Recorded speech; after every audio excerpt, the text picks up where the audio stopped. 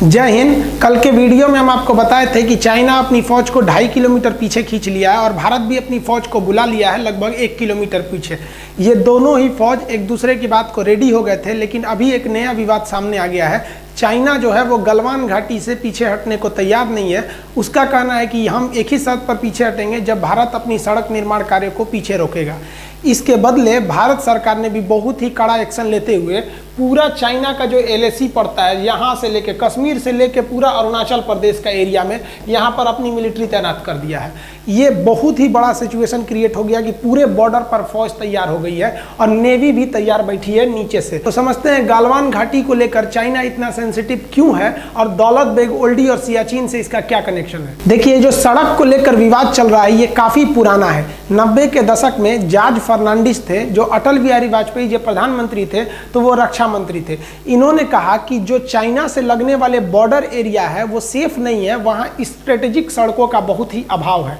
Strategic सड़कें उन्हें कहते हैं जिस पर तोप टैंक कितने भी भारी व्हीकल्स को ले जाएंगे कोई असर नहीं करता है। बरसात हो, कितने भी खराब मौसम हो, कुछ प्रभाव नहीं पड़ता है। भूकंप के दौरान भी वो अपनी क्षमता को बनाए रखते हैं, अतः उन्हें आप कह सकते हैं कि हमेशा आपके लिए वो रेडी रहते हैं स्ट्रेटेजिक सड़कें। तो इन्होंने स्ट्रेटेजिक सड़कों के लिए ऐसे 61 स्ट्रेटेजिक सड़कों की पहचान की जॉर्ज फर्नांडिस। और आज जो विवाद इसलिए हो रहा है कि भारत सरकार का एक ऑर्गेनाइजेशन है बॉर्डर रोड ऑर्गेनाइजेशन BRO, उसने 75% सड़कों को कंप्लीट कर दिया है। ये सड़कें इतनी तेजी से कंप्लीट की गई कि जब अरुणाचल प्रदेश में इन सड़कों को बनाया जा रहा था तो वहाँ के गांव वाले अपनी ज़मीन को फ्री में दे दिया। हालांकि ऐसा कभी नहीं होता है, जब सड़क बनाए जाते हैं तो सरकार ज़मीन खरीदती है, लेकिन वहाँ के लोगों को सैल्यूट जो देश के लिए इतना सोचते हैं और अपनी ज़मीन फ्री में दे दिए कि हाँ यहाँ पे सड़क बनाइए ताकि हमारी आर्मी जा सके।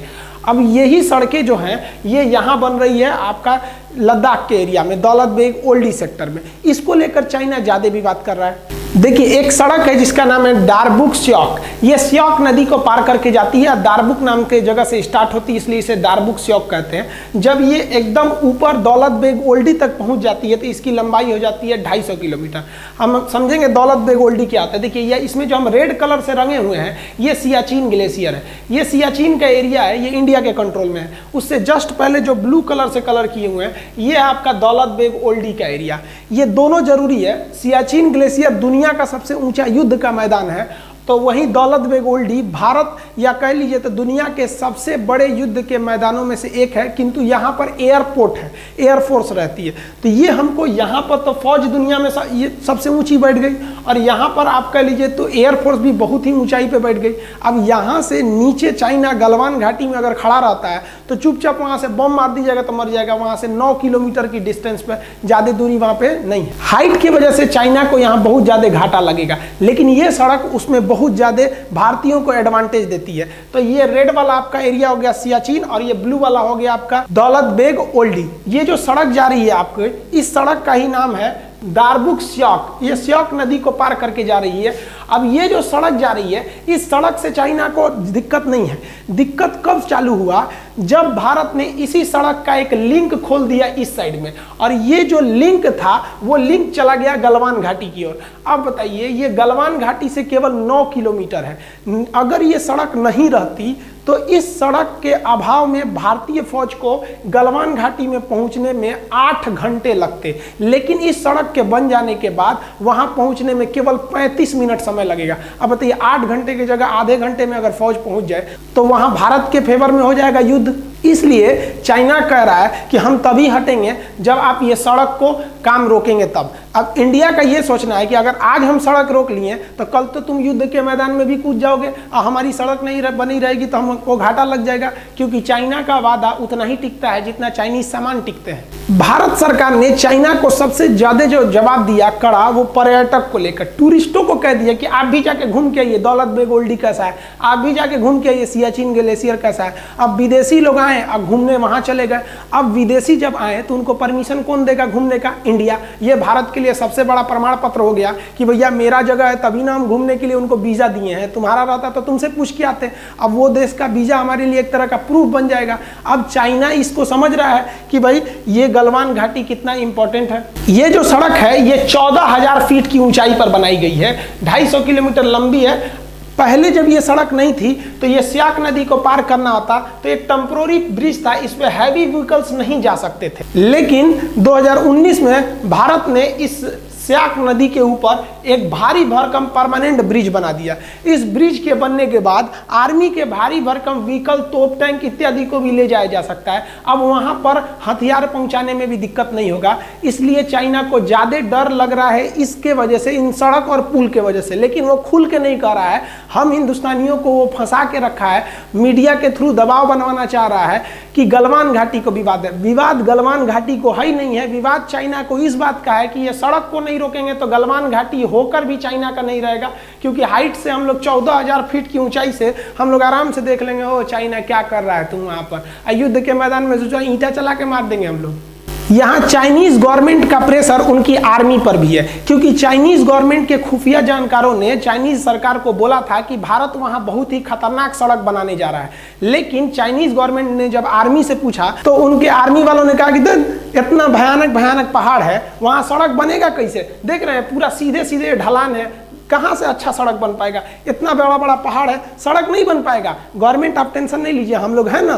दिक्कत कब हुआ? जब ये सड़क बनकर तैयार हुआ तब। देखिए ये सड़क ऐसा बना दिया, इंडिया वाले भी बताइए, इतना भयानक सड़क बना दिया सब। अब इसमें जो सेना की जो गाड़ियां चलती हैं वो बुलेट ट्रेन की तरह भाग रही हैं सब। इन सड़क पर पानी भी नहीं लगेगा, क्योंकि जहां तक सड़क गई है वहां तक पैरेलल नाला लेके गया है, दोनों ओर से पानी भी नहीं लगेगी। स्ट्रेटेजिक सड़क इतनी भयानक लग गई कि चाइनीज सरकार अपनी आर्मी पे भड़क गई कि रे चोट्टा कहीं का, तो बोला था कि सड़क नहीं बनेगी, कौन सी बना दिया देख तो। अब युद्ध के मैदान में धड़ाक से फौज उतार देगा, तू लोग मुंह ताकते रहना। चाइनीज सरकार का उनकी आर्मी पर गुस्सा एक बात और से है कि ये जो दौलत बेग ओल्डी है, इस दौलत बेग ओल्डी पर जब भारत ने अपनी एयरफोर्स को उतारा था तो एएन नामक विमान को उतारा था। ये छोटा सा जहाज है, इसमें 30-40 लोग बैठते हैं।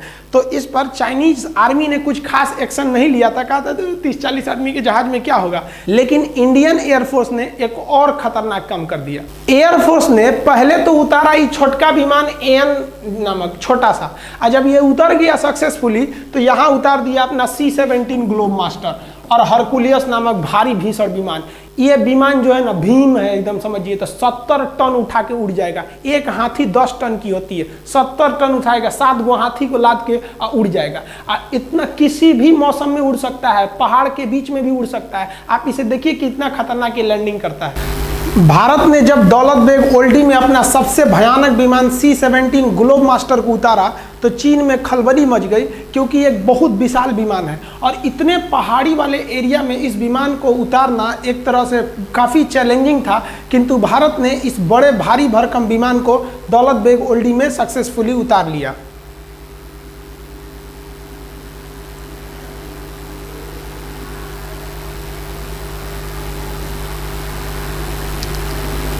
C-17 वर्तमान समय में भारत का सबसे बड़ा परिवहन विमान है। इससे बड़ा अभी वर्तमान में कोई परिवहन विमान उपस्थित नहीं है। चाइना को मेन डर है दौलत बेग ओल्डी में भारतीय एयरफोर्स का जो बेस बनाया गया है अड्डा, वहां से, क्योंकि वो इतनी ऊंचाई पर एयरबेस है कि वहां से विमानों को ऑपरेट करना काफी सिंपल है और उतनी हाइट पर चाइना को पहुंचने में बहुत दिक्कत होगा। और वहां ऑलरेडी इंडियन एयरफोर्स अवेलेबल है। अब ये एयरफोर्स अगर चाइना के ऊपर दौलत बेग ओल्डी से धावा बोल दिया तो चाइना कुछ नहीं कर सकता है, क्योंकि सड़क अगर बन गई तो आर्मी सड़क से आएगी और चाइना अगर सड़क को तोड़ना चाहेगा तो ये देखिए ये बैठे हैं सब आराम से, दौलत बेग ओल्डी से धो देंगे सब वहां पे। तो चाइना को लग रहा है कि अभी रोक लो इंडिया को ये सड़क बनाने से, नहीं तो गलवान घाटी निकल गया उनके हाथ से।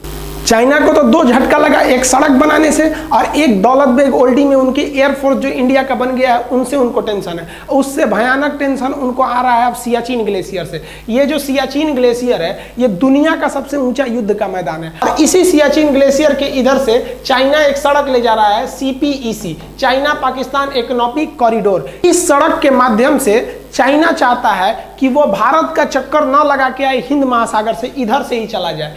अब बताइए अगर इधर से इनकी ट्रक सामान जाएगा और भारत से युद्ध करके सोचेंगे उधर से चले जाएं, तो यहाँ हमारा सियाचिन ग्लेशियर है, युद्ध का मैदान दुनिया का सबसे ऊंचा, और यहाँ दौलत बेग ओल्डी में हम अपना हर एक विमान जहाज उतार के देख लिए। और सियाचिन ग्लेशियर में हम लोग ने हेलीकॉप्टर लैंडिंग हर एक चीज़ को करा दिया। वहाँ हेलीकॉप्टर नहीं उतर सकता था, जहाज नहीं उतर पाती थी सर, लेकिन भारतीय एयरफोर्स ने कर दिया। आप वीडियो में देखिएगा देखिएगा कि कैसे वहां लैंडिंग की गई।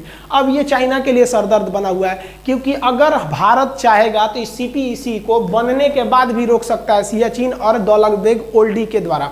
सियाचिन ग्लेशियर इतना दुर्गम एरिया है कि वहाँ सैनिकों को ऐसे जाना पड़ता है बर्फ में, जैसे मूवी वगैरह में जाते हैं लोग पहाड़ पर, और इतना कठिन जगह पे जाके वो लोग ड्यूटी करते हैं। लेकिन इंडियन एयरफोर्स ने उस सियाचिन ग्लेशियर पे अपना ध्रुव हेलीकॉप्टर उतार दिया, चीता उतार दिया, चेतक उतार दिया, MI हेलीकॉप्टर को बना रहा है, LCH हेलीकॉप्टर को बना रहा है। आप कहेंगे तो एयरफोर्स के जितने भी हेलीकॉप्टर हैं और विमान हैं उनका एक अलग वीडियो बना देंगे। और सियाचिन ग्लेशियर पाकिस्तान के कब्जे में चला गया था 1984 में, कैसे हम लोगों ने ऑपरेशन मेघदूत और ऑपरेशन राजीव द्वारा हम उसे वापस लेके आए थे, इसके लिए हम अलग वीडियो बना देंगे अगर आप कहेंगे तो भारत ने यहाँ पर अपना जो जहाज उतार दिया, इससे चाइना को एक बहुत बड़ा सरदर्द है कि इधर से जाएगा गलवान घाटी और उधर से जाएगा CPEC सड़क।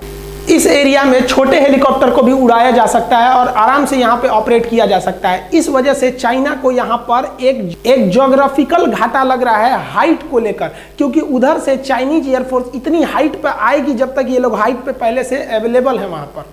भारत सियाचिन ग्लेशियर पर हेलीकॉप्टर भी उतार सकता है, वहां अपनी सैनिकों को रसद सामान सामग्री को हेलीकॉप्टर जैसे चीता, चेतक, ध्रुव जैसे हेलीकॉप्टरों को वहां आराम से उतारा जा सकता है और वहां पर रिफिलिंग तथा रसद सामान इत्यादि को पहुंचाया जा सकता है।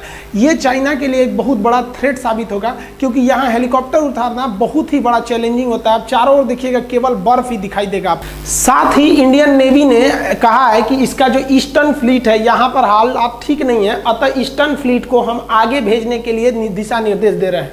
अब यहां से इंडियन नेवी भी तैयार बैठी है इधर से जाने के लिए अपने पूरे फ्लीट के साथ, कि अगर कहीं इधर में कोई दिक्कत हो रहा है तो हम यहां चले जाएंगे। इस बार गवर्नमेंट ने सबसे तगड़ा एक्शन लिया है कि तू ससुरा हमको गलवान घाटी में घेरो, हम तैयार बैठे हैं। कहां पर? पूरा यहां से लेकर यहां तक, ऊपर के बॉर्डर पे रेडी बैठे हैं आर्मी से, यहां बैठे हैं हम लोग पूरी तरह से एयरफोर्स को, और नेवी भी इधर तैयार ही बैठी है। आओ अब देखते हैं हम लोग। अब तुम गलवान घाटी ले लो। अगर थोड़ा भी युद्ध हुआ, 10 दिन का भी युद्ध हुआ ना, तो युद्ध किसी के परिणाम में जाने वाला नहीं है, क्योंकि दोनों अब परमाणु संपन्न देश है। तो एक बात तो कंफर्म है कि भारत के लोग चाइनीज सामानों का उपभोग करना पूरी तरह से छोड़ देंगे और चाइना को व्यापार घाटा बहुत ज्यादा लगेगा। चाइना बॉर्डर पर डेली चाइना की ओर से अलग अलग प्रोपेगेंडा को फैलाया जा रहा है। मीडिया में चाइना इस तरह से प्रस्तुत कर रहा है जैसे चाइना 8 किलोमीटर घुस गया है, 10 किलोमीटर घुस गया है। ये आप लोगों के ऊपर दबाव बनाने के लिए बनाया जा रहा है। इंडियन आर्मी वहां पे खाली नहीं बैठी थी कि तुम घुस जाओगे, हम लोग कह देंगे हाँ आइए। इंडियन आर्मी घुसने नहीं देती उन लोग को, लेकिन ये खबर पाकिस्तान और नेपाल के थ्रू इंडिया की ओर भेजा जा रहा है और तरह तरह के साइकोलॉजिकल दबाव बना रहा है।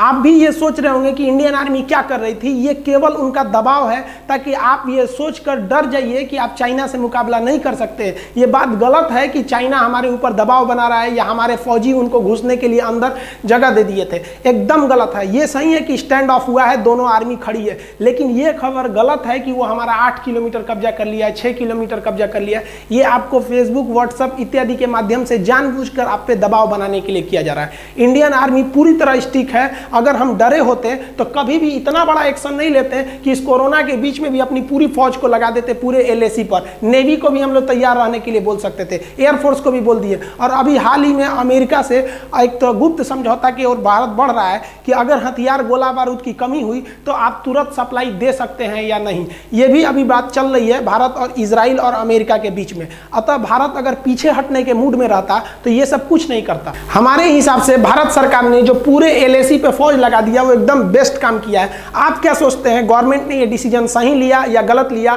नेवी को तैयार रहने के लिए, नेवी को काउंटर करने के लिए बोला गया, क्या ये गवर्नमेंट का डिसीजन सही था या गलत? आप कमेंट करके बताएंगे। जैसा अपडेट होगा फिर बताएंगे। मिलते हैं अगले वीडियो में, तब तक के लिए जय हिंद।